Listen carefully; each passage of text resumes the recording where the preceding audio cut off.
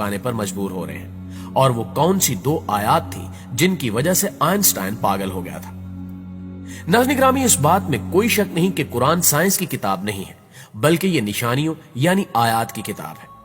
कुरान मजीद में 6666 आयत हैं, जिनमें 1000 से ज्यादा साइंस के मुतालिक हैं, यानी इनमें साइंसी मालूमात मौजूद है।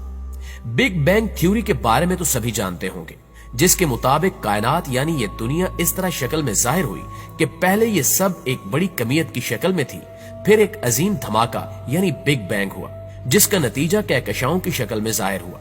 फिर ये कहकशाएं तकसीम होकर सितारों, स्यारों, सूरज और चांद वगैरह की सूरत में आई, और इस बात को फल्की तबियात के माहिरीन वसी तौर पर कबूल करते हैं। इस बिग बैंग का जिक्र कुरान करीम ने इन अल्फाज में किया है।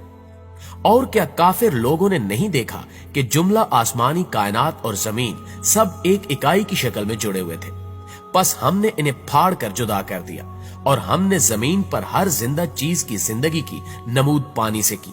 तो क्या वो इन हकायक से आगाह होकर अब भी ईमान नहीं लाते? दोस्तों, रब्बे कायनात ने यहां तख्लीके कायनात के बहुत बड़े राज से बहुत ही आसान अल्फाज में पर्दा उठा दिया है कि जिन सवालात के जवाब इंसान बरसों से तलाशता फिर रहा है, वो ऐसे नपे तुले अंदाज में अता कर दिए गए कि अकल हैरान रह जाती है। और तो और ये भी बता दिया कि ये देखने वाले कौन लोग हैं। साइंस का मानना है कि बिग बैंग से कबल कायनात और इसमें मौजूद हर चीज लामौजूद हालत में थी। साइंसी जुबान में इसे सिफर हुज्जम और लामहदूद कसाफत के तौर पर बयान किया जाता है। इस सिफर हुज्जम से एक धमाका हुआ, और इस धमाके के पहले सेकंड के 1,00,000वें हिस्से में कायनात बेशुमार अंदाज में फैल गई, और इस धमाके के नतीजे में मादा, तवानाई और वक्त आजाद हुआ। कश्य शकल वजूद में आई, और मादा धमाके के नतीजे में मुंतशिर होता हुआ मरकज से दूर होता गया, और इस मादे के बड़े बड़े टुकड़ों के गिरोह कहकशाओं की सूरत इख्तियार कर गए।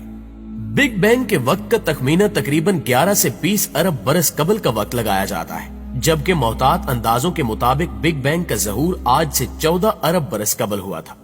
ये बड़े टुकड़े बुनियादी तौर पर हाइड्रोजन के बने गैसी मरगोले थे, जो धमाके के मकाम से दूरी की जानिब सफर के लिए पूरी कुव्वत से जलने लगी।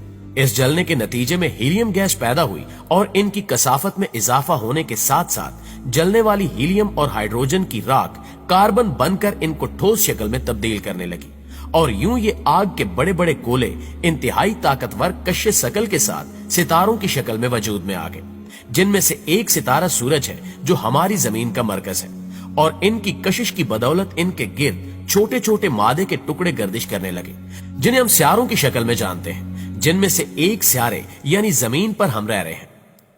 नाज़रीन गिरामी, 1925 में अमरीकी माहिर